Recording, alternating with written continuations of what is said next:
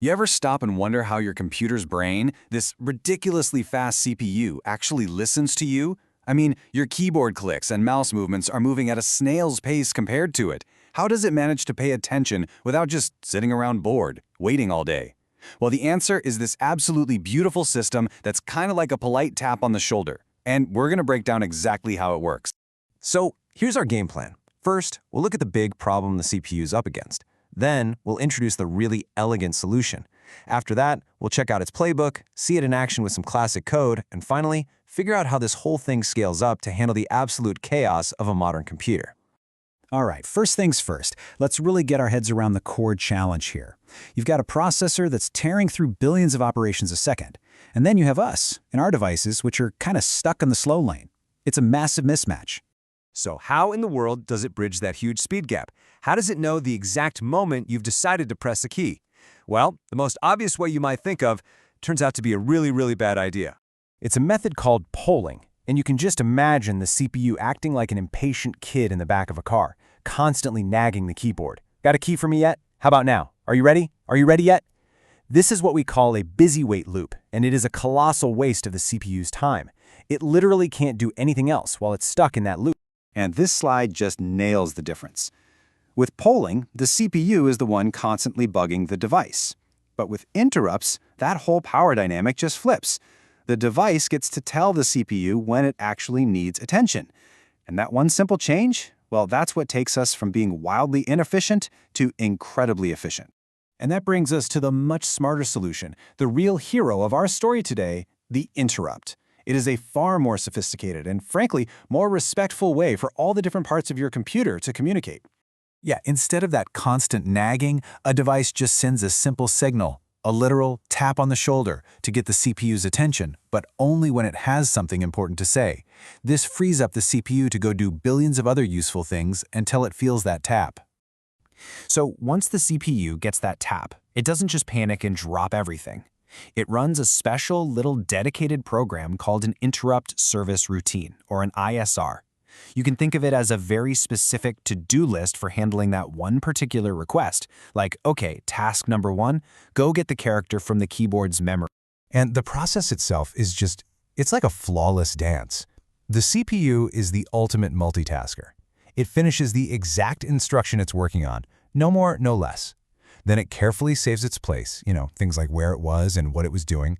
It acknowledges the signal, finds and runs the right little handler program, and then, using a special command, it returns to its original task like nothing ever even happened. It's seamless. Okay, so when that tap on the shoulder comes, how does the CPU know which specific handler it's supposed to run? I mean, there are tons of them, right? Well, it doesn't guess. It looks it up in its master playbook. And this is that playbook. It's called the Interrupt Vector Table, or IVT. It's basically a critical map that's stored right at the very beginning of the computer's memory, and it contains the exact address for every single possible interrupt service routine the system knows how to handle. The best way to think about this is it's an address book. That's really all it is.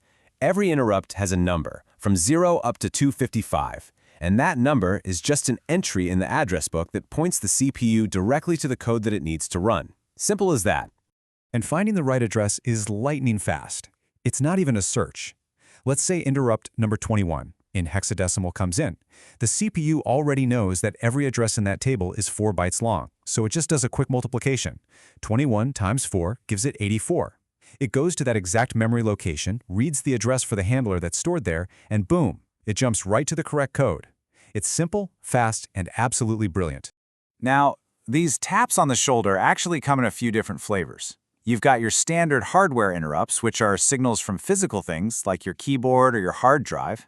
Then you have software interrupts, which are when a program deliberately calls for one to ask the operating system for a favor. And finally, you have exceptions, which are automatic interrupts that get triggered when something goes wrong, like you accidentally try to divide by 0. So, let's make this all a bit more real by looking at one of the most famous software interrupts in computing history, the old MS-DOS function call int21h. Back in the day, this was the main gateway to pretty much every service the operating system could offer. See, int21 was like a big bundle of different services, and to pick the one you wanted, you'd just load its function number into a specific spot. In this case, we're using function number 09H, which is a really simple request. Hey, operating system, could you please print this line of text to the screen for me? And here's what that looks like in code. Now don't worry about the weird syntax, just look at the flow. The program gets its message ready, it puts the number 09H into a register to say, I want the print service, and then it calls int21H. This is a program intentionally tapping the CPU on the shoulder to ask the operating system to do its dirty work. It's all about cooperation.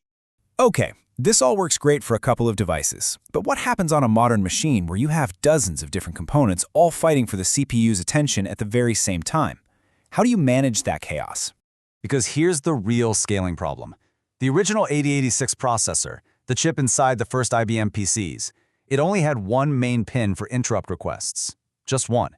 So how do you possibly connect a keyboard, a mouse, a hard drive, a network card, and a system timer all to that single input? The answer was another genius little chip, the 8259A Programmable Interrupt Controller, or PIC.